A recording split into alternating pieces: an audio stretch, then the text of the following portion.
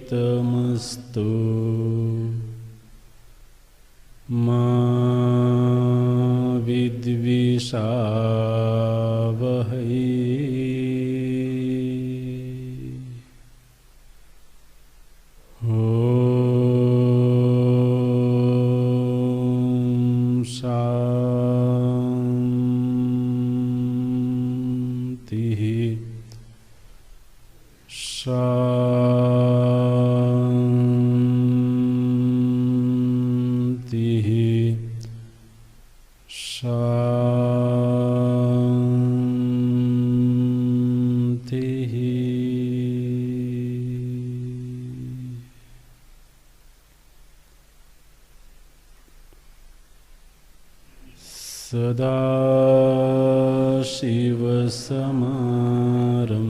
सदाशिवसमारम्भां शङ्कराचार्यमध्यमाम्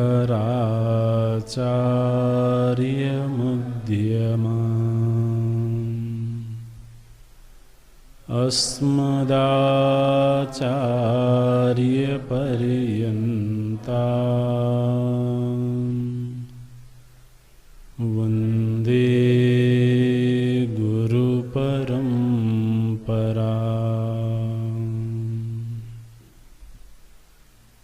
शङ्करं शङ्कराचार्यं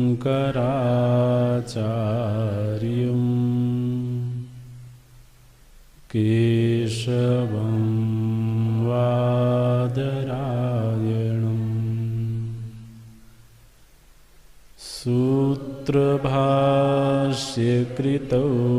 वन्दे भगवन्तौ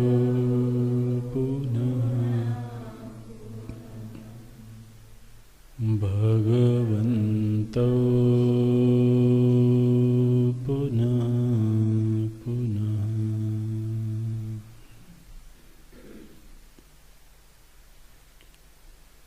अखण्डं सच्चिदानन्दम्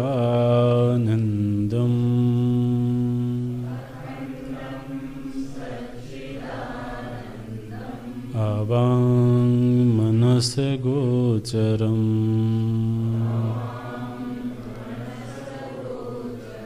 आत्मानम् अखिलाधारम्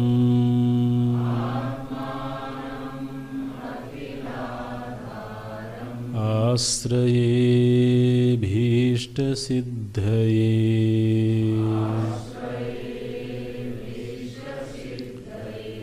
अर्थतोऽप्यद्वयानन्दान्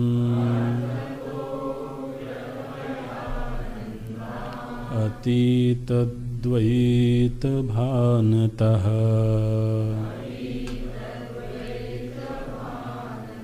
गुरुनाराध्य वेदांत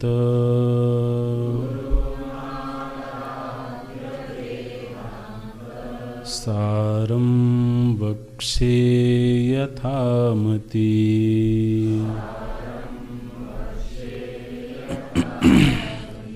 सारं वक्षे यथामति।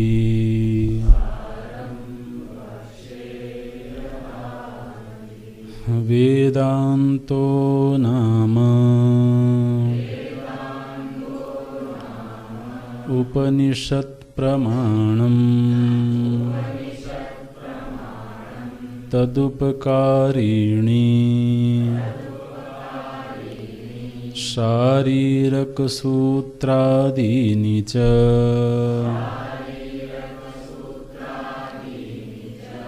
अस्य वेदान्तप्रकरणत्वात् तदीयैरेवानुबन्धैः तद्वत्ता सिद्धेः न ते पृथक् आलोचनीयाः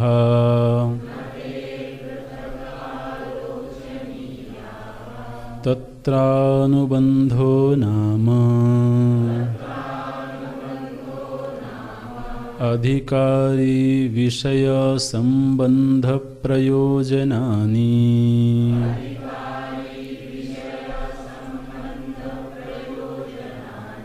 अधिकारी तो विधिवत् अधीत वेद वेदांगत्वेन आपाततः अधिगत अखिल वेदार्थः अस्मिन् जन्मनि जन्मान्तरे वा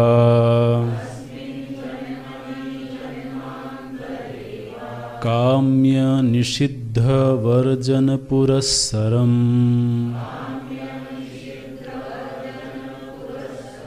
नित्य नैमित्तिक प्रायश्चित्तोपासनानुष्ठानेन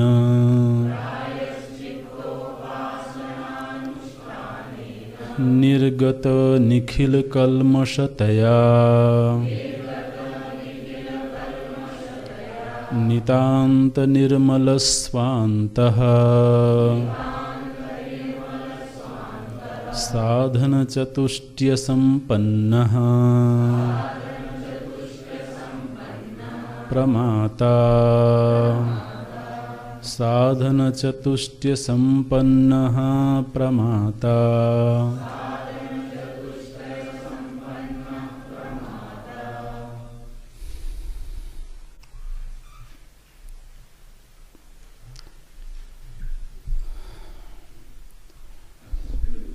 अनुबध्यते अनेन इति अनुबंधः। जिस विचार के द्वारा व्यक्ति किसी ग्रंथ से बंध जाता है, वह विचार, वह समझ अनुबंध कहलाती है। अनुबध्यते अनेन इति, व्यक्ति को किसी ग्रंथ से अनुबंधित करने वाली समझ अनुबंध कहलाती है। अनुबंध चार तरह के होते हैं। उनमें प्रथम है अधिकारी। जब ये तय हो गया कि वेदांत शास्त्र का अध्ययन होना है, तो वेदांत शास्त्र अनेक शास्त्रों की भांति एक शास्त्र है। दुनिया में बहुत तरह के शास्त्र हैं। राजनीति शास्त्र, अर्थशास्त्र, समाज शास्त्र, भौतिक शास्त्र, रसायन शास्त्र, फिर अध्यात्म में भी धर्म शास्त्र, व्याकरण शास्त्र, न्याय शास्त्र, मीमांसा शास्त्र। शास्त्र मने जो एक निश्चित क्षेत्र में हमारे विचारों का अनुशासन करे, उसको शास्त्र बोलते हैं। तो जैसे किसी को अगर भौतिक विषयों का विश्लेषण करना है तो उनके चिंतन का एक क्रम होगा, उसकी एक व्यवस्था होगी। ये जो भौतिक जगत में वस्तुएं उपलब्ध हैं, दिख रही हैं, उनका रहस्य क्या है, उनकी प्रकृति क्या है, मानव जीवन में उनकी उपयोगिता क्या है। तो अगर ये किसी का चुना हुआ क्षेत्र है तो उसे एक क्रमबद्ध तरीके से उस विषय का अनुसंधान करना होता है, उसकी एक विचार व्यवस्था होती है। उस विचार व्यवस्था को भौतिक शास्त्र कहते हैं। इसी तरह से दुनिया में अनेक क्षेत्र हैं। किसी को नक्षत्र विद्याओं का अध्ययन करना है, नक्षत्र जो इस सौर मंडल में अनेक तरह के ग्रह उपग्रह हैं, उनका आपस में क्या संबंध है, क्या प्रभाव हैं और मानव जीवन में क्या उपयोगिता है। हमेशा इस बात को ध्यान में रखा जाता है कि विषय वही चुना जाएगा जिसकी मानव जीवन में भी कहीं कोई प्रासंगिकता होवे। तो अगर कोई ग्रह उपग्रहों पर चिंतन करता है तो उसको ये पता लगा कि ग्रहों का मानव जीवन में भी कहीं कोई प्रभाव है। अन्यथा अगर तो मानव जीवन से उस विषय का कोई वास्ता नहीं हो तो व्यक्ति की उसमें प्रवृत्ति नहीं होगी। अगर कोई प्रवृत्ति करे भी तो उसको काकदंत परीक्षावत, एक न्याय होता है काकदंत परीक्षा। किसी के घर की मुडेर पर कौवा बैठा हुआ था तो वो आदमी ऐसे खाली बैठा है, कोई काम नहीं है, तो उसके मन में ख्याल आया कि कौवे के मुख में कितने दांत होते हैं। तो मित्र से पूछा कि भाई कौवे के मुख में कितने दांत होते हैं। उसने कहा मुझे नहीं मालूम, तो चलो खोज करते हैं। तो वो कौवे के पीछे दौड़ रहा है। तो बड़ी मेहनत करके उसने पकड़ भी लिया और जान भी लिया कि कितने दांत हैं। तो इस जानकारी का उसके जीवन में क्या उपयोग है? कोई उपयोग नहीं है। तो ऐसे ही कोई ऐसा क्षेत्र हो जिसमें व्यक्ति अपनी माथापच्ची करे, समय व्यतीत करे, लेकिन जीवन में उसकी कोई उपयोगिता नहीं हो, तो उसको बोलते हैं काकदंत परीक्षा। एक न्याय है ये। तो इसलिए मनुष्य ने जितने विषयों को चिंतन के लिए चुना वो सारे ही विषय किसी न किसी रूप में मनुष्य जीवन में प्रासंगिक थे। तो अब हर शास्त्र का अपना एक अधिकारी है। मने किसी भी शास्त्र को कोई भी व्यक्ति पढ़े ऐसा तो होता नहीं है। तो हर शास्त्र के अध्ययन के लिए एक तैयारी चाहिए। अधिकारी माने एक तैयार होने के लिए जो योग्यता होनी चाहिए, तो उसको अधिकारिता बोलते हैं। जैसे मानो कि किसी व्यक्ति को विदेश जाना है, अमेरिका जाना है, तो अब उसने लक्ष्य का चुनाव तो कर लिया,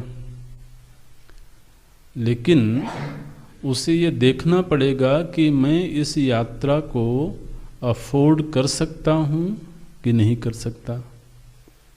तो पहले तो यात्रा के लिए पर्याप्त धन होना चाहिए, फिर पासपोर्ट होना चाहिए, वीज़ा होना चाहिए। तो ये सब जो पत्रक वो इकट्ठा करता है, ये क्यों करता है? क्योंकि इन सब के बिना वो उस यात्रा के योग्य नहीं होगा। तो यात्रा तो एक संकल्प है, एक लक्ष्य है, लेकिन उस यात्रा के लिए जो पर्याप्त योग्यता चाहिए। इसलिए आप देखिए, जब कोई पहाड़ों पर जाता है, कैलाश मानसरोवर की यात्रा पर जाना है, तो उसको तैयार किया जाता है कि वहाँ पर इतना टेम्परेचर होगा, ऑक्सीजन इस लेवल का होगा, तो आप पहले ये दवाइयाँ लो, अपने आप को तैयार करो शारीरिक रूप से। कोई व्याधि है तो उसको ठीक करो। तो कोई भी लक्ष्य हो, उसकी अपनी एक सुनिश्चित योग्यता है। अब यहाँ पर हमने वेदांत शास्त्र का चुनाव किया। क्यों किया वो हम जानते हैं। तो कोई इत्तेफाक से नहीं हुआ है, कोई एक्सीडेंटल नहीं हुआ है, उसके पीछे एक सोच है, एक योजना है। तो अब हमने एक शास्त्र का तो चुनाव कर लिया। अब देखना यह है कि इस शास्त्र को चुनने के बाद क्या उसमें प्रवेश करने की योग्यता मुझ में है या नहीं है। तो ये आत्मनिरीक्षण के लिए, आत्म परीक्षण के लिए ये प्रसंग शास्त्रों में आता है। यदि कदाचित नहीं है तो उसको प्राप्त किया जाए, और यदि है लेकिन न्यून है तो उसको धीरे धीरे बढ़ाया जाए। तो किसी और के ऊपर परीक्षण करने के लिए ये विषय नहीं है। ये स्वयं आत्म परीक्षण के लिए एक दर्पण की भांति है।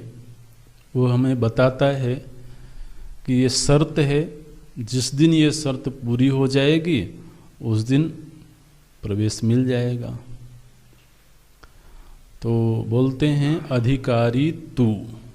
अधिकारी तो वो है, कौन है वो? बोले जो प्रमाता है। तो जो व्यक्ति प्रमाण व्यापार कर रहा है वो अधिकारी है। प्रमाण बुद्धि से वो शास्त्र अध्ययन कर रहा है। तो अब यदि कहीं हम इस मापदंड पर खरे उतरते हैं, अगर हमारे मन में ये निश्चय हो गया है कि ये प्रमाण है और फिर हम इसमें प्रवृत्त हो रहे हैं, तो कम से कम इस परिभाषा के अनुसार हम तो अधिकारी हो गए। ठीक है ना? अगर केवल इतनी परिभाषा लेकर के चलें कि अधिकारी तो प्रमाता। अधिकारी कौन है? बोले जो प्रमाता है। प्रमाता बनने की योग्यता क्या है? बोले जिसने वेदांत को प्रमाण के रूप में समझ लिया और फिर उस प्रमाण के व्यापार में, उस प्रमाण का प्रयोग करने में वो लग गया। तो इतना हो गया तो इस परिभाषा के आधार पर हम अधिकारी हैं। अच्छा, अब ये प्रमाता बनने के लिए क्या क्या संपत्ति चाहिए? बोले साधन चतुष्टय संपन्न। उसके पास 4 प्रकार के साधन होने चाहिए। 4 प्रकार के साधन होने चाहिए। मतलब शास्त्रकार ये कह रहे हैं कि तुम 2 पहिए की गाड़ी में मत चलो।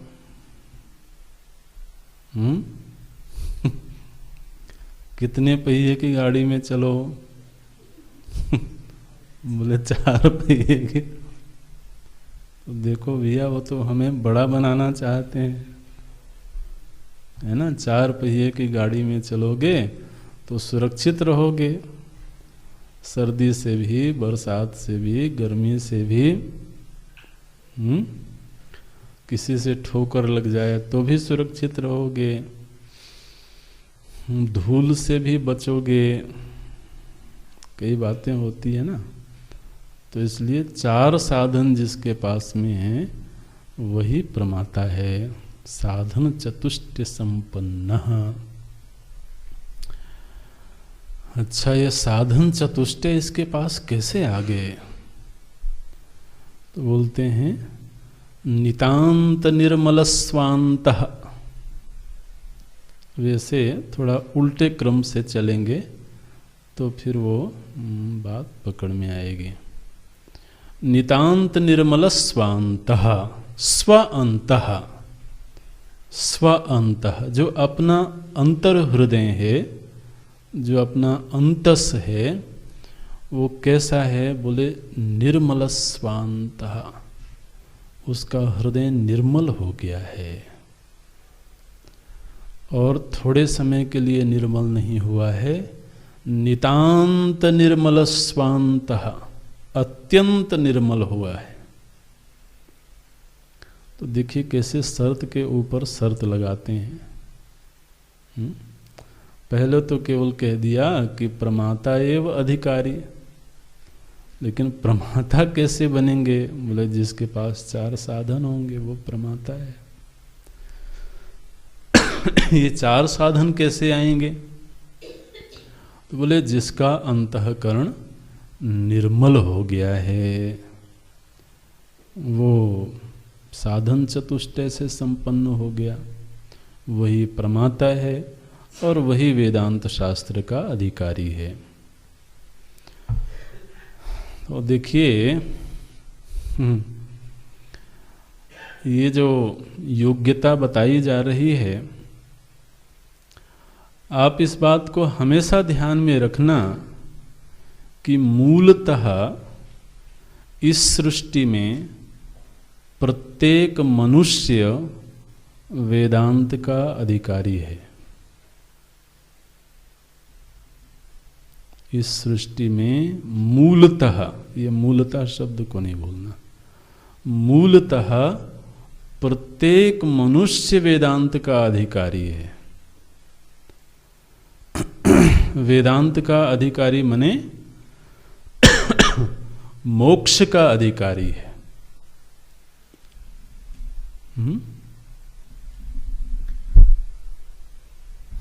ये पक्की बात है, क्योंकि शास्त्रों ने ये घोषणा करी है कि जो मनुष्य का जीवन है, मनुष्य शरीर है, वो केवल और केवल मोक्ष के लिए ही प्राप्त हुआ है ना। इस सृष्टि में अनेक योनियां हैं, अनेक प्राणी हैं, अनेक शरीर हैं। तो हर शरीरों की अपनी अपनी कोई भूमिका होगी, अपना कोई लक्ष्य होगा। मनुष्य शरीर पाने का क्या उद्देश्य है? बोले मनुष्य शरीर पाने का एकमात्र उद्देश्य है मोक्ष। यही तन कर फल विषय न भाई। यह जो शरीर है, इस शरीर को प्राप्त करने का फल विषय भोग नहीं है, वो विषय भोग भी केवल इस जीवन को थोड़ा फैसिलिटेट करने के लिए, आगे बढ़ाने के लिए एक साधन मात्र है। अब आप देखिए, अगर किसी ने इस मनुष्य शरीर को केवल विषय भोग के संग्रह में व्यतीत कर दिया तो वो साधनों का ही संग्रह करता रहा, उन साधनों से वो कहीं पहुंचा नहीं। गोस्वामी जी ने कहा, यही तन कर फल विषय न भाई, स्वर्गो स्वल्प अंत दुखदाई। तो कबहू की करी करुणा नर देही, देत ईश बिनु हेत स्नेही। कभी कभी वो जो ईश्वर है, परमात्मा है, अत्यंत अनुग्रह पूर्वक किसी जीव को ये मनुष्य शरीर प्रदान करता है। अन्यथा आप देखिए, इस सृष्टि में मनुष्य शरीरधारी जीवों के अलावा कितने जीव हैं, असंख्य जीव हैं। आप जरा सोचिए कि आप कहीं पर बरसात के दिनों में चींटियां निकलती हैं ना, और चींटियों का जब झुंड निकलता है वो समझ में नहीं आता कितनी चींटियां होंगी यहाँ पर, असंख्य, बिल्कुल लाइन लगी हुई है। तो इस तरह से एक एक योनि में कितने जीव हैं ये गणना करना असंभव है। तो उन्हीं जीवों में से कुछ जीवों को मनुष्य शरीर प्राप्त हुआ। तो गोस्वामी जी ने कहा कि वो अपने कर्म से नहीं प्राप्त हुआ है। कबहू की करी करुणा नर देही, देत ईश बिनु हेत स्नेही। तो जब ईश्वर ने अनुग्रह पूर्वक किसी को यह मनुष्य शरीर प्रदान किया तो ईश्वर के मन में क्या इच्छा थी, किस लिए उसने किसी जीव को शरीर दिया? बोले ईश्वर के मन में इच्छा थी कि अब ये जीव योग्य हो गया है, इसलिए अब ये शरीर प्राप्त करके अपने संसरण से अपने आप को मुक्त कर ले। तो मोक्ष तो मनुष्य मात्र का अधिकार है, और मोक्ष मिलता है वेदांत से। तो इसका मतलब क्या हुआ? वेदांत पर प्रत्येक व्यक्ति का अधिकार है, ठीक है ना? लेकिन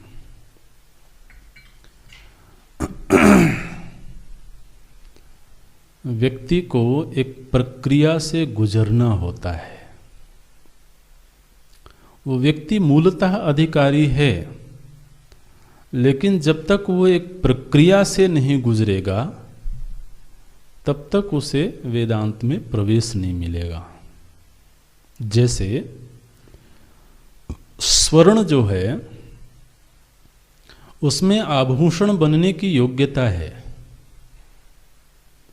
लेकिन स्वर्ण को जब हम धरती से निकालते हैं अयस्क के रूप में, तो उस समय उससे आभूषण नहीं बनाया जा सकता है, ठीक है ना? हालांकि स्वर्ण में वो योग्यता है कि वो आभूषण बने, लेकिन वो मिट्टी से निकाल करके सीधे उसको आभूषण नहीं बनाया जा सकता है, क्योंकि उसमें बहुत सारी मिलावट है, उसमें कुछ अवांछित चीज़ें मिली हुई हैं, उसमें मिट्टी मिली हुई है, दूसरी धातुएं मिली हुई हैं।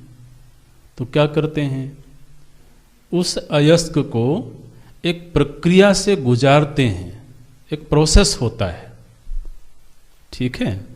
और एक प्रोसेस के बाद में वो स्वर्ण निखर करके आ जाता है।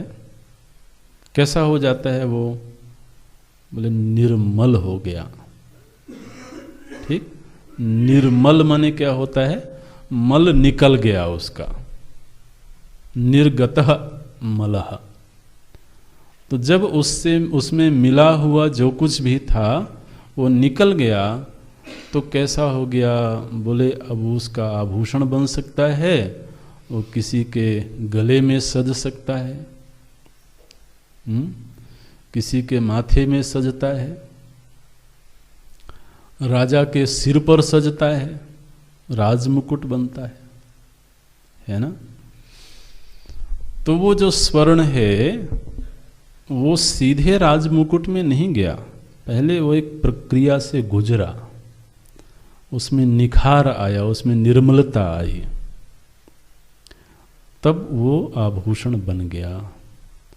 अच्छा, अगर चांदी का अयस्क हो तो उससे आप सोना बना सकते हो क्या?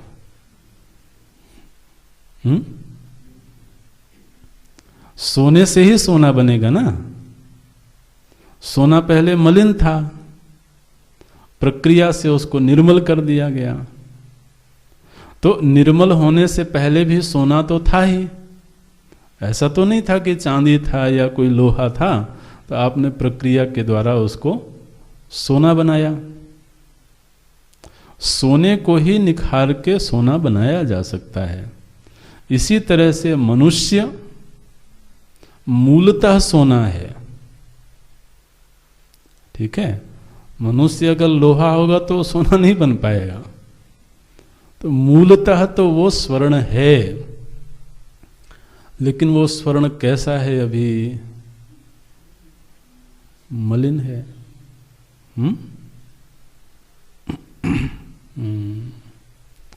तो एक प्रक्रिया के तहत जब वो गुजरता है तो धीरे धीरे करके वो निर्मल हो जाता है।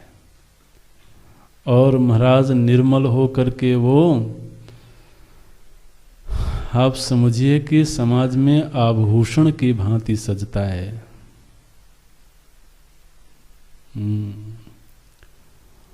मनुष्य ही मनुष्यों के बीच आभूषण की भांति सजता है। लोग उसको अपने सिर पर धारण करते हैं। वो मनुष्य तो मनुष्य ही है, लेकिन उसमें ऐसी योग्यता कहाँ से आ गई? बोले वो एक प्रक्रिया से गुजरा है। वो जो प्रक्रिया है उस प्रक्रिया का ही वर्णन यहाँ पर किया गया है। किस प्रक्रिया से गुजर के वो निर्मल हुआ? क्योंकि देखिए क्या अभी तक हमने पढ़ा कि जो साधन चतुष्टय संपन्न है वो प्रमाता है। और साधन चतुष्टय संपन्न कैसे हुआ? बोले नितांत निर्मल स्वांतः। तो जो निर्मल हो गया वो साधन चतुष्टय संपन्न है।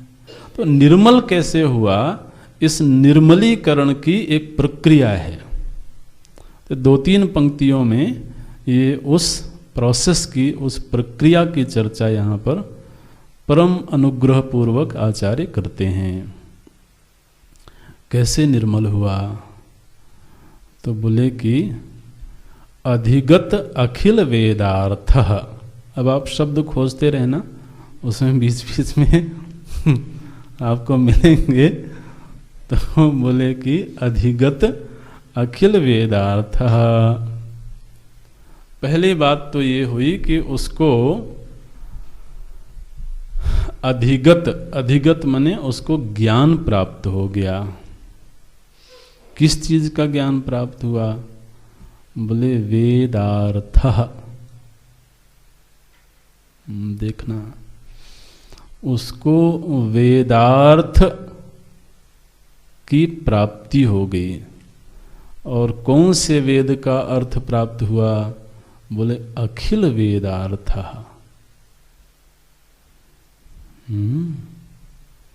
जिसको सभी वेदों के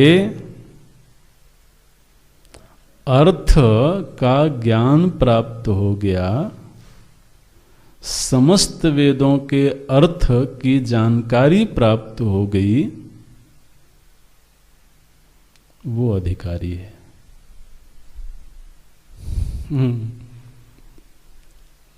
ये तो जरा कठिन मामला हो गया। अधिगत अखिल वेदार्थ, जिसको समूचे वेदों के अर्थ की प्राप्ति हो गई, अर्थ का ज्ञान हो गया। ओहो, ये समूचे वेदों का अर्थ कैसे प्राप्त हुआ, कैसे ज्ञान हुआ? तो बोलते हैं विधिवत अधीत। उसने विधिवत अध्ययन किया। किसका अध्ययन किया? वेद वेदांग। विधिवत अधीत वेद वेदांग। तो जब कोई व्यक्ति विधिवत तरीके से गुरुकुल में जाकर के गुरु की सेवा करते हुए उनके वात्सल्य का भाजन बन के, ये विधिवत कहने का ये अर्थ है ना? वो एक निश्चित विधि है। वेदार्थ केवल कक्षा से नहीं प्राप्त होता है, केवल अध्ययन से प्राप्त नहीं होता है, उसमें कुछ शर्तें होती हैं। तो बोलते हैं विधिवत अधीत। जो भी शास्त्र में विधि बताई गई है उस विधि के अनुसार उसने वेदार्थ प्राप्त किया, अध्ययन किया है। तो देखिए हमारे शास्त्रों में ऐसे ऐसे दृष्टांत आते हैं जहाँ पर कि किसी विद्यार्थी ने विधिवत तरीके से विद्या प्राप्त नहीं करी, यानी विद्या प्राप्त की लेकिन उसने विधि का पालन नहीं किया। तो महाराज वो जो विद्या प्राप्त होती है ना, वो विद्या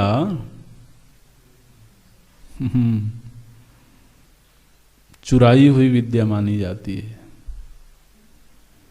उपनिषदों में भी इस प्रसंग आता है इस तरह का। तैत्तिरीय जो शब्द है इसमें प्रसंग वर्णित होता है। तो जिसने बिना विधि का पालन किए विद्या की प्राप्ति की, उस विद्या पर उसका वैधानिक अधिकार नहीं होता है। ये ऐसे ही है कि जैसे हम किसी के घर में गए और उनके घर में कोई वस्तु रखी हुई है, वो वस्तु हमें अच्छी लगी, हमें लगा कि इस वस्तु का हम अगर इस वस्तु को ले लें तो ये हमारे काम आएगी। तो हमने बिना उनकी इजाज़त लिए वो वस्तु ले लिया और ला करके अपने घर में रख लिया। अब वो तो सब ठीक है, वस्तु भी प्राप्त हो गई, लेकिन वस्तु प्राप्त होने के बावजूद उस वस्तु पर हमारा अधिकार नहीं है। क्यों नहीं है? क्योंकि उसको विधि पूर्वक प्राप्त नहीं किया है। प्राप्त तो किया, प्राप्ति हो गई, लेकिन विधि पूर्वक प्राप्त नहीं हुई। अगर वहीं जो घर का मालिक है वो प्रसन्न हो करके और हमें भेंट कर दे, तो उसके भेंट करने के बाद भी वो वस्तु मिली हमें और बिना मांगे लिया था तब भी मिली। दोनों ही स्थानों पर वस्तु तो मिली, लेकिन फिर दोनों में बड़ा अंतर है। तो इसी तरह से महाराज ये जो विद्या है ना, ये तो ऋषियों की संपत्ति है, ये तो हमारे पूज्य आचार्यों की संपत्ति है। अब यदि हमने बिना विधि का पालन किए उसको प्राप्त कर लिया तो संभव है कि मिल जाए वो लेकिन वो फिर उसमें अपना वैधानिक अधिकार नहीं होता है। ऐसे तो बोलते हैं विधिवत अधीत, विधि पूर्वक उसने अध्ययन किया। माने हम इस लायक बन जाएं कि हमें प्रसन्नता पूर्वक दे दिया जाए, ये लो अब इस संपत्ति को तुम संभालो। आप जानते हैं ना, घर में 4 बहुएं होती हैं तो जरूरी नहीं है कि सासू माँ तो जो खजाने की चाबी है वो तो किसी किसी को ही देंगे ना। तो अब संबंध तो चारों का है, लेकिन फिर अब जो योग्य है, जिसने सेवा आदि के द्वारा प्रसन्न किया है, तो इसको विधिवत बोलते हैं। विधिवत अधीत, क्या अध्ययन किया? बोले वेद वेदांग। उसने चारों वेदों का अध्ययन किया विधिवत। 4 वेद आप जानते हैं, ऋग्वेद, यजुर्वेद, सामवेद और अथर्ववेद। तो पहले तो उसने चारों वेदों का अध्ययन किया और साथ ही वेदांग का अध्ययन किया। वेदांग क्या है? बोलिए।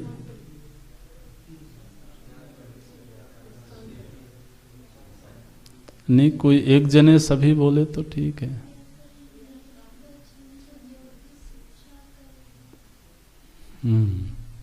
शिक्षा, कल्प, व्याकरण, निरुक्त, छंद, ज्योतिष। शिक्षा क्या है?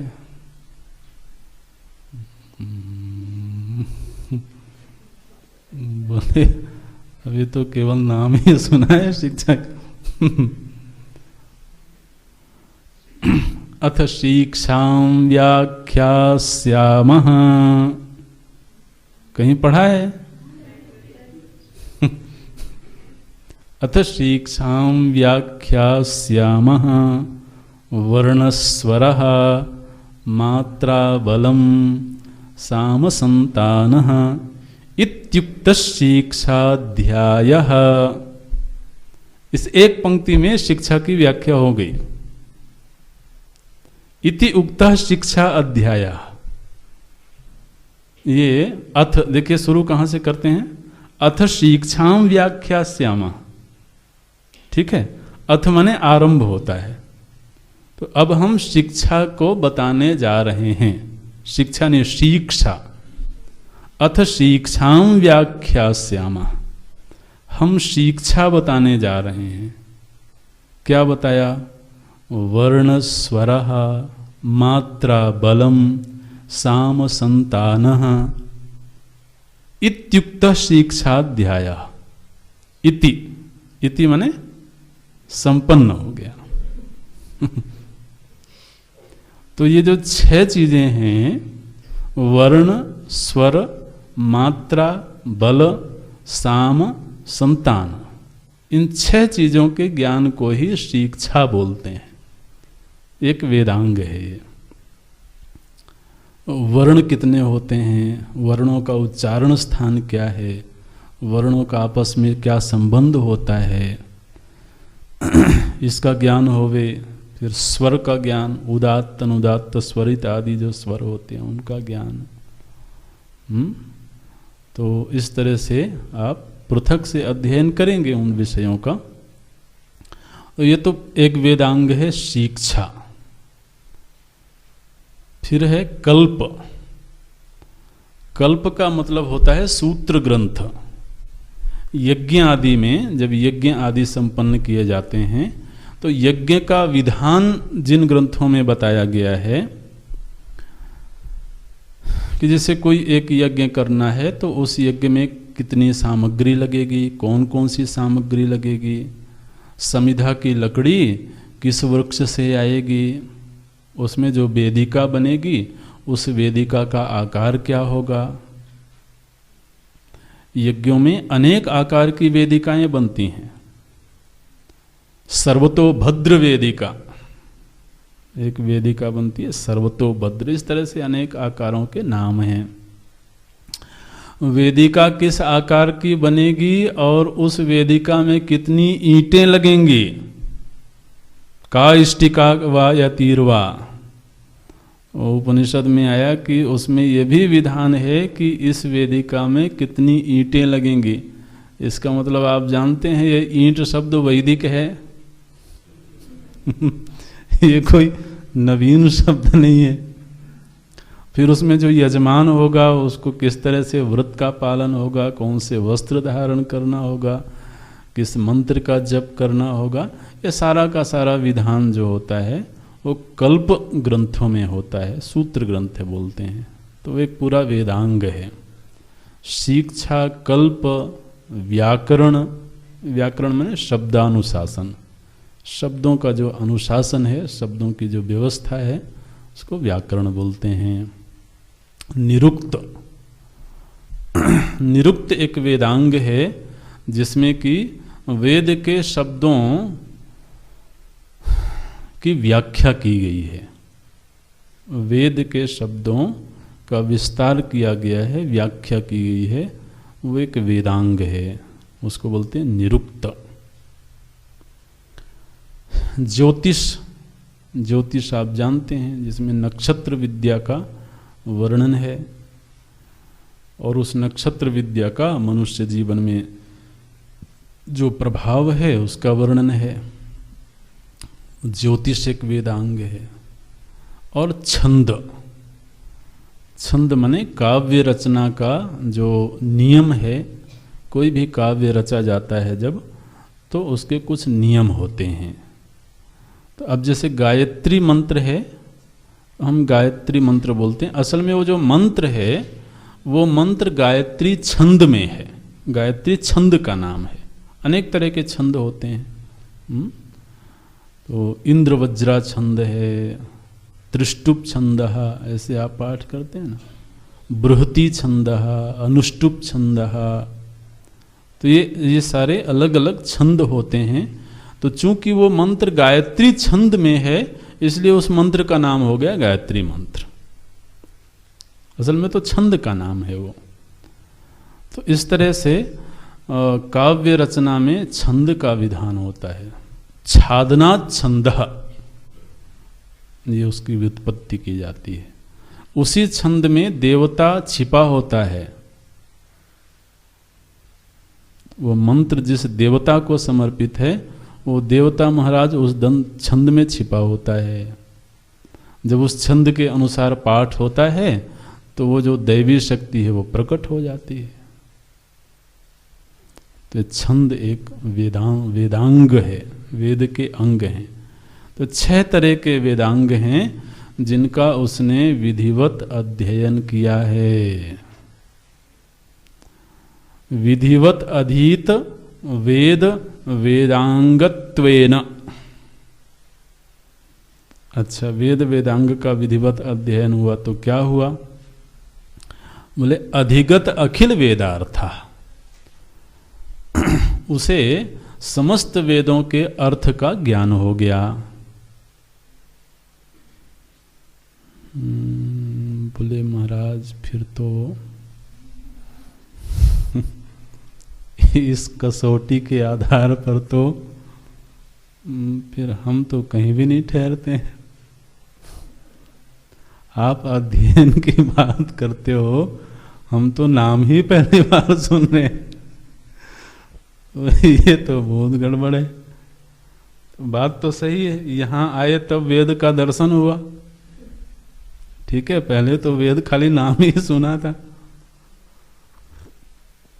वेदांग भी नाम नहीं सुना था, और वेद का दर्शन तो बिल्कुल नहीं हुआ था।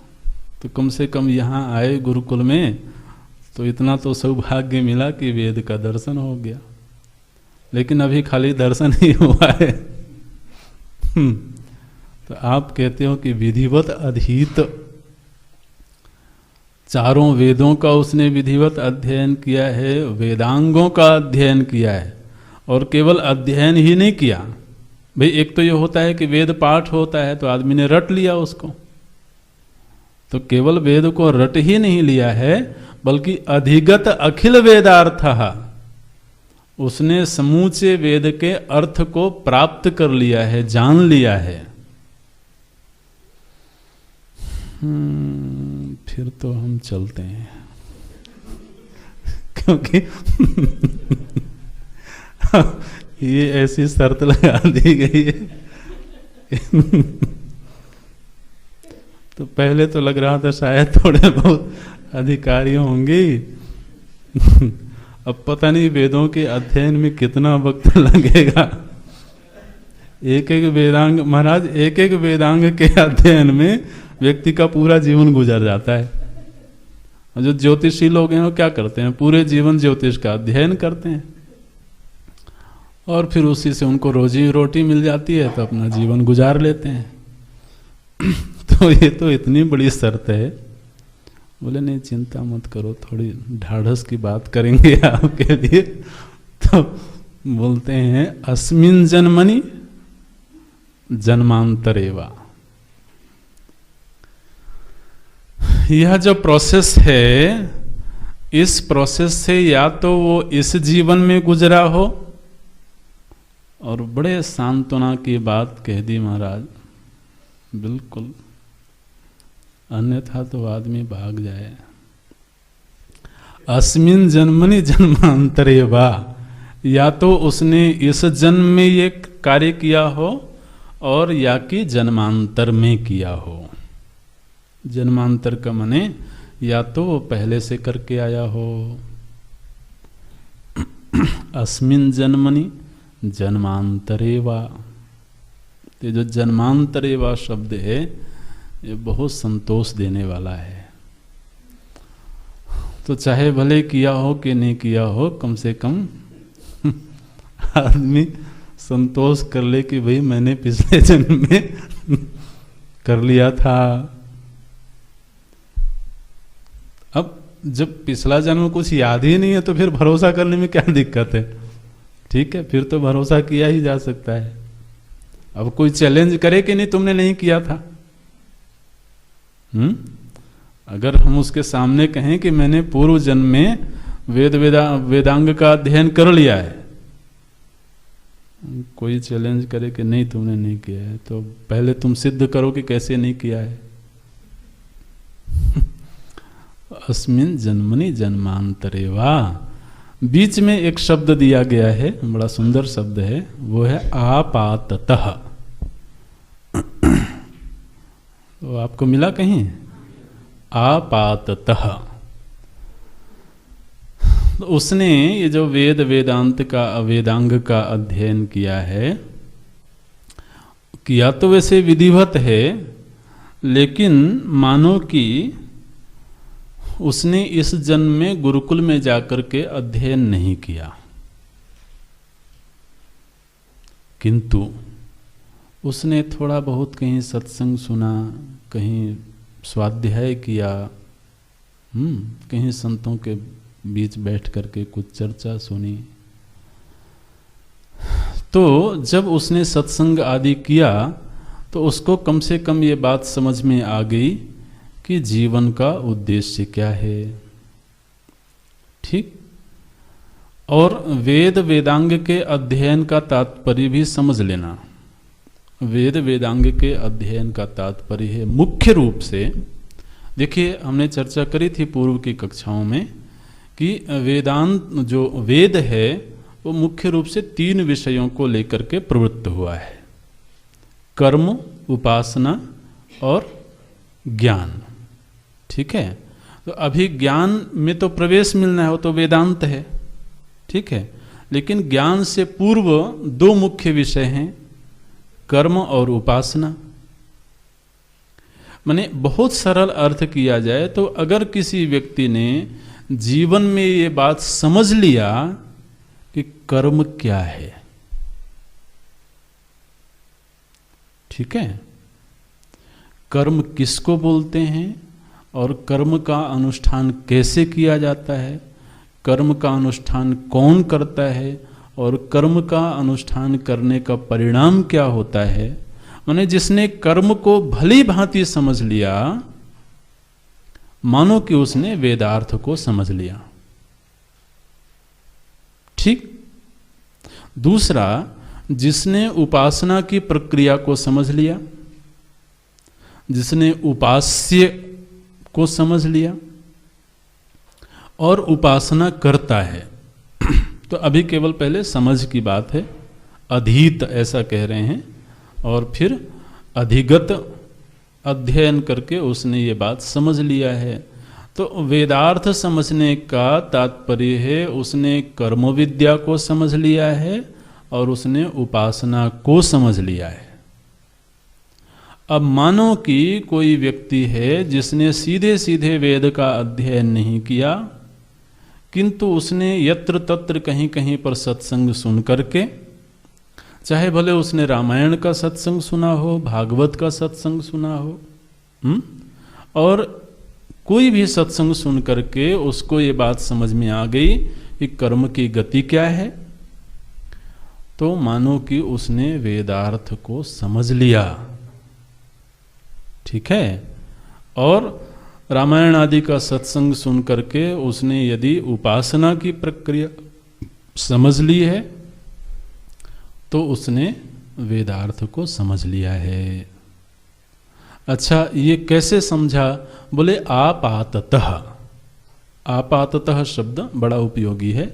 आपाततः का अर्थ है कि उसने विधिवत तरीके से गुरुकुल में जाकर के शायद नहीं समझा होगा, लेकिन जैसे बरसात होती है ना, तो पहले छिटपुट बरसात होती है, कहीं कहीं थोड़ा थोड़ा बारिश हो जाती है। तो थोड़ा थोड़ा बारिश होती है तो उससे ज़मीन तो गीली हो जाती है, लेकिन वो ज़मीन तो फसल को, वो बीज वपन के योग्य नहीं होती है। अभी केवल थोड़ी थोड़ी बारिश हुई है तो उससे वो थोड़ा नरम हो गई। तो इस बारिश को बोलते हैं आपाततः। तो इसी तरह से माने हम सभी का ऐसा सौभाग्य है कि हमने जिस धरती में जन्म लिया है, यहाँ पर कभी न कभी किसी न किसी रूप में सत्संग आदि सुनने को मिलता ही है। अब बात यह है कि हमने कर्मों को ढंग से समझा कि नहीं समझा है, वो हमारा अपना विवेक है। तो लेकिन कम से कम इतनी शर्त तो पूरी की जा सकती है, व्यक्ति कर्म को समझ ले, उपासना को समझ ले, तो चाहे भले उसने विधिवत तरीके से वेद वेदांग का अध्ययन नहीं किया है, लेकिन उसके अर्थ की प्राप्ति उसको हो गई है। कुछ ऐसे भी मनुष्य, या मनुष्य कहना तो मुश्किल है, महापुरुष इस धरती पर देखने को मिलते हैं, जिन्होंने विधिवत तरीके से गुरुकुल आदि वास करके वेद वेदांत आदि का श्रवण नहीं किया है, लेकिन वेद का जो अर्थ है वो उनको मालूम है, प्राप्त है। तो भगवान शंकराचार्य जी यात्रा कर रहे हैं और किसी गांव में गए, तो एक घर में गए भिक्षा के लिए। भिक्षा के लिए गए तो उन्होंने देखा कि एक छोटा सा बच्चा उस घर में गुमसुम बैठा हुआ है, ना किसी से बोलता है, कोई ना कुछ बात करता है, ना किसी की ओर देखता है, ऐसे गुमसुम बैठा हुआ है। भगवान भाष्यकार ने घर का जो मुखिया था उससे पूछा, भाई इस बालक को क्या हो गया है, ऐसे क्यों बैठा हुआ है? तो उन्होंने कहा, क्या बताऊं महाराज, ये बड़ा विचित्र बालक है, कुछ करता धरता नहीं है, इसमें कोई ना तो खेलने की रुचि है ना कोई रुचि है, तो ये हमें तो कष्ट होता है इसको देख करके, जब देखो तब बैठा रहता है। बोले अच्छा, जरा मैं मिलता हूँ इस बच्चे से। तो गए उस बच्चे के पास में, उससे पूछा उन्होंने, तुम कौन हो? ऐसे पूछा, कौन हो तुम? बालक बोलता है, घनच्छन्न दृष्टिर घनच्छन्न मर्कम यथा मन्यते निष्प्रभम चाति मूढ़ा तथा बद्धवद भाति यो मूढ़ दृष्टे है सनित्योपलब्धि स्वरूपो हम आत्मा। ये उस बालक ने बोला, महाराज भगवान शंकराचार्य जी ने कहा, ये बालक मेरे लायक है, इस बालक को मुझे दे दो, इसको मैं तपोवन में ले जाऊंगा। ये तुम्हारे किसी काम का नहीं है, तो इसे मुझे दे दो। पिताजी ने कहा, ठीक है, आपके काम आ जाए तो अच्छा है, मुझे तो लगता नहीं ये हमारे काम का है, तो आप इसको ले जाओ। तो अब देखिए क्या बोला उस बालक ने। उस बालक ने बोला, नित्योपलब्धि स्वरूपो हम आत्मा, मैं वो नित्य उपलब्धि स्वरूप आत्मा हूं, जो मूढ़ों को अज्ञान की वजह से नहीं दिखाई देता है, वो शुद्ध स्वरूप आत्मा हूं मैं, ऐसे उस बालक ने बोला।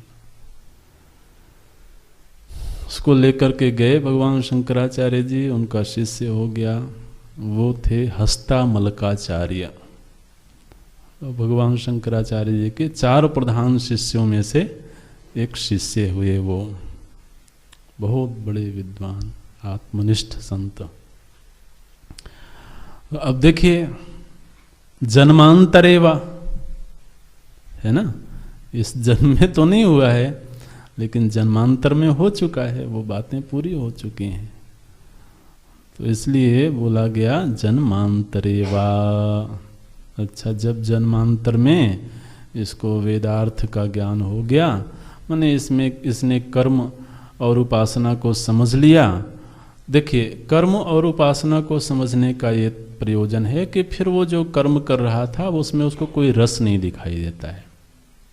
आखिर कोई जब इस क्षेत्र में आता है तो कोई ना कोई काम तो कर ही रहा होता है, कुछ छोड़ करके ही आता है ना। तो क्यों छोड़ करके आया? बहुत सारे लोगों के लिए तो बहुत दिव्य चीज है, बहुत मजे की बात है। तो अगर कर्म के लिए कोई व्यक्ति योग्य है, योग्य होने के बावजूद अगर वो उसको छोड़ता है, तो छोड़ने के पीछे कोई बात होगी ना, चाहे भले वो स्वयं भी ना जानता हो कि बात क्या है। ऐसा भी होता है कि व्यक्ति को स्वतः भी नहीं मालूम होता है या आखिर बात क्या है, लेकिन यह है कि उसमें मन नहीं लगता है। अब मन नहीं लगता तो मन नहीं लगने के पीछे कोई ना कोई विज्ञान तो होगा ही। वो विज्ञान हमें नहीं समझ में आता तो नहीं आता है। तो उसने कर्म को समझा, कर्म त्याग किया, उपासना को समझा और उपासना का आश्रय लिया। कोई है जिसको उपासना में आनंद आता है, तो क्यों आता है? तो जरूर जन्मांतर में कुछ तो बात हुई होगी ना। कोई बालक है, सहज ही उसको भजन करने में रुचि होती है, कीर्तन करने में रुचि होती है। भगवान के पास उसके माता पिता बैठते हैं तो भी जाकर के बैठ जाता है। वो जिद करता है कि मैं भी आरती करूंगा, मैं भी पूजा करूंगा। तो अगर ये हो रहा है तो ये एक्सीडेंटल नहीं होता है, इसके पहले कुछ कमाई हुई है। तो बोलते हैं आपाततः अधिगत अखिल वेदार्थः अस्मिन् जन्मनि जन्मांतरेवा। तो जब ये हो गया, उसने वेदार्थ को समझ लिया है, तो अब समझ के करता क्या है? बोले 6 प्रकार के कर्म होते हैं। मनुष्य जीवन में 6 प्रकार के कर्म होते हैं। उन 6 प्रकार के कर्मों में से 2 कर्मों का तो वो त्याग करता है और 4 कर्मों का अनुष्ठान करता है। तो आप वो पंक्तियां भी देखते रहना। अस्मिन् जन्मनि जन्मांतरेवा, यहां तक जो बात कही गई है वो ये कही गई है कि उसने वेदार्थ को समझ लिया है। अधिगत अखिल वेदार्थः, उसने समस्त वेदार्थ को समझ लिया है। कैसे समझा है? बोले विधिवत अधीत वेद वेदांगत्वेन आपाततः। ये वो प्रक्रिया है, ठीक, जिस प्रक्रिया के द्वारा अधिगत अखिल वेदार्थः, उसने समूचे वेद के अर्थ को समझ लिया। अधिगत माने होता है समझ लेना।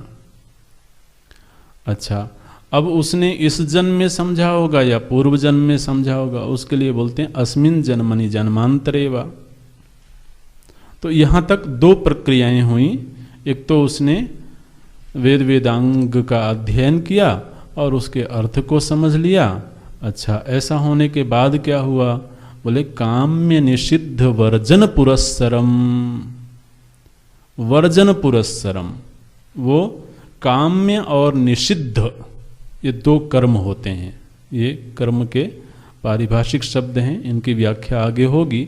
तो अभी केवल वो संज्ञा दे रहे हैं कि उसने काम्य और निषिद्ध कर्मों का तो त्याग कर दिया। काम्य निषिद्ध वर्जन पुरस्सरम। पुरस्सरम मतलब पूर्वक, जिसे बोलते हैं ना, पूर्वक। तो काम्य और निषिद्ध का त्याग पूर्वक, काम्य और निषिद्ध कर्मों का त्याग करने के अनंतर नित्य नैमित्तिक प्रायश्चित्त उपासना अनुष्ठानेन, वो 4 प्रकार के कर्मों का अपने जीवन में अनुष्ठान करता है। कर्म तो जीवन में 6 प्रकार के हैं, लेकिन 6 में से 2 कर्मों का उसने त्याग किया है।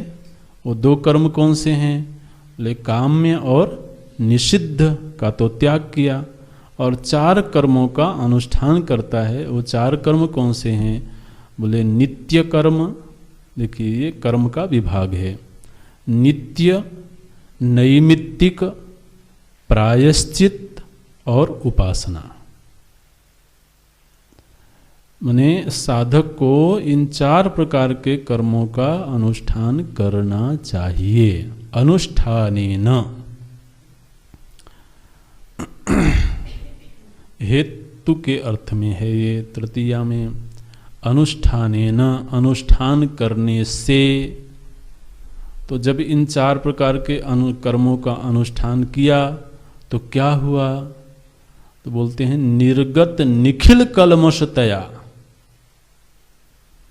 इन 4 प्रकार के कर्मों का अनुष्ठान करने से उसके हृदय की जो मलिनता थी, निखिल कलमशतया, निखिल कलमश निर्गत, उसके हृदय में जो कालुष्य था, कलमश था, वो निर्गत, निकल गई।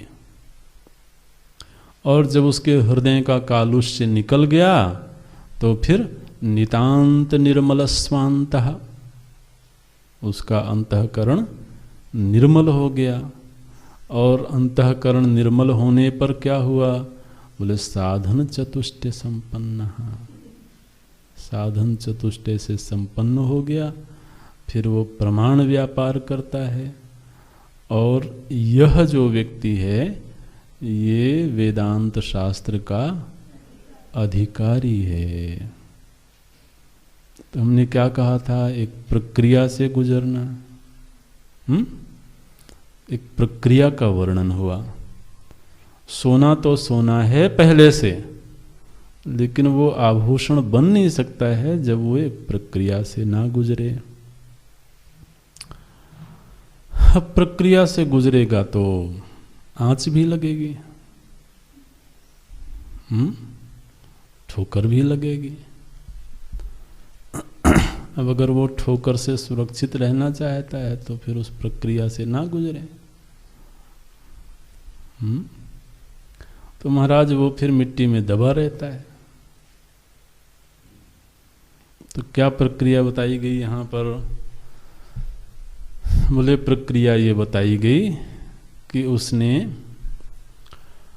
विधिवत तरीके से वेद और वेदांग का अध्ययन किया। अध्ययन करके उसने समूचे वेदार्थ को समझ लिया। अब यह समझ उसको इस जन्म में प्राप्त हुई या पूर्व के जन्म में प्राप्त हुई। इस समझ के आधार पर उसने काम्य और निषिद्ध कर्म का त्याग किया। नित्य, नैमित्तिक, प्रायश्चित, उपासना, इन 4 प्रकार के कर्मों का अनुष्ठान किया। और जब उसने इन 4 प्रकार के कर्मों का अनुष्ठान किया तो उसके हृदय में जो कलमश था, जो मलिनता थी, वो निर्गत, निकल गई। और जब कलमश निकल गया तो महाराज अंतःकरण तो सात्विक पहले से ही है। अंतःकरण को कोई सात्विक बनाना है क्या? वो तो सत्वगुण से ही बना हुआ है, तो सात्विक तो पहले से ही है। वो तो तम और रज की मलिनता से वो मलिन हो गया था। तो अब ये तम और रज की जो मलिनता है वो 4 प्रकार के कर्मों का अनुष्ठान करने से धुल गई, निर्मल हो गया। तो नितांत निर्मल स्वांतः, अब उसका अंतःकरण निर्मल हो गया। और उसी निर्मल अंतःकरण में 4 प्रकार के साधन स्वतः प्रकट हो गए और वो प्रमाता बन गया। लेकिन ध्यान रखना, केवल नितांत निर्मल अंतःकरण होने से ही कोई प्रमाता नहीं बन जाता है। समाज में अनेक ऐसे संत देखने को मिलते हैं जिनका हृदय बहुत शुद्ध है, जिनका व्यवहार बहुत सात्विक है, लेकिन जरूरी नहीं है कि वो प्रमाण व्यापार करने जाते हों, जरूरी नहीं है कि वेदांत अध्ययन करने जाते हों। तो साधन चतुष्टय संपन्न होने के बाद उसको प्रमाता होना होगा। तो वो अधिकारी बना। अधिकारी तु विधिवत अधीत वेद वेदांगत्वे नापाततो अधिगताखिल वेदार्थोस्मिन् जन्मनि जन्मांतरे वा काम्य निषिद्ध वर्जन पुरस्सरम नित्य नैमित्तिक प्रायश्चित्तोपासनानुष्ठानेन निर्गत निखिल कलमस्तया नितांत निर्मल स्वांतः साधन चतुष्टय संपन्न प्रमाता। ये बिल्कुल बहुत सुंदर शैली है संस्कृत की। ये अधिकारी है। इस पर थोड़ी सी और चर्चा करेंगे, अभी यहाँ पूरा करते हैं। ओम पूर्णमदः पूर्णमिदं पूर्णात् पूर्णमुदच्यते पूर्णस्य पूर्णमादाय पूर्णमेवावशिष्यते। ओम शांति शांति शांति। हरि ओम श्री